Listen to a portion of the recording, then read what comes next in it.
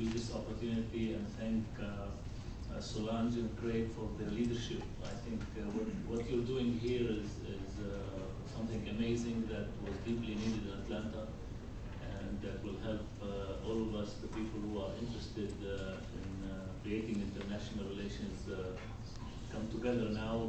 Here I am seated sandwiched between two ambassadors, and I have the title, I'm also ambassador, but there is a problematic situation here because you have on the right an ambassador who covers the country which is the biggest in North America, and on the left you have the ambassador who represents the country which is the biggest in South America, and in the middle you have an ambassador who represents the country which is the size of Metro Atlanta.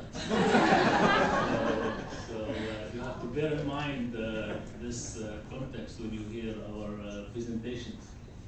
But I want to say that since I feel at home at Atlanta as a place which is the size of my country, I can tell you, and I presented that in an article I wrote for the AGC a few weeks ago, that Atlanta is really becoming this international place that many of its residents and leaders wanted it to be in the last 3 decades. And when I was preparing materials for this article, just from the memories of my service for the last 3 years here in the city, I was amazed of the opportunities that were provided for us in this city. And we in the Consular Corps, like the ambassador said, we sit far away from DC. The big important guys sit up there close to the White House and the Congress and embassies. But actually in Atlanta, we were very lucky to be able to be exposed to really international leadership. In Atlanta, you could be here and meet people like the Dalai Lama.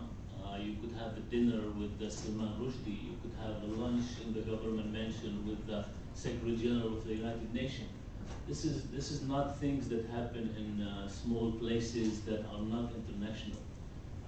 This city has amazing resources, and I think the only link missing, and this event here is going to help promote that, it just really put all of these aspects together, because sometimes you feel in Atlanta that you live in a world that have several layers of parallel worlds. You have some of the biggest companies in the world that everybody around the world knows. I doubt that even in the Sahara, somebody will not know what is Coca-Cola, or will not know around the world what is CNN, or will not know what is Delta. But also I doubt that they will know that they are in Atlanta. When I tell people usually, they say, oh, I didn't know that. They don't expect that. And I thought about this for a long time. How come such powerful powerhouses are sitting here and nobody knows about this? Then I discovered that actually it's probably part of the brand strategy of many of these companies who don't want to be perceived as tied into one place. They want to have this hovering international brand,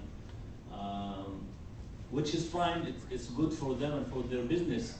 But I think there is much to do to still connect part of their activities to Atlanta and to enjoy the fact that they are very international. I mean, when you walk into the Coca-Cola headquarters here or into the CNN, you're amazed many times how many internationals work here. A lot of them come to work for the company and stay in Atlanta and raise families, and they are here with us.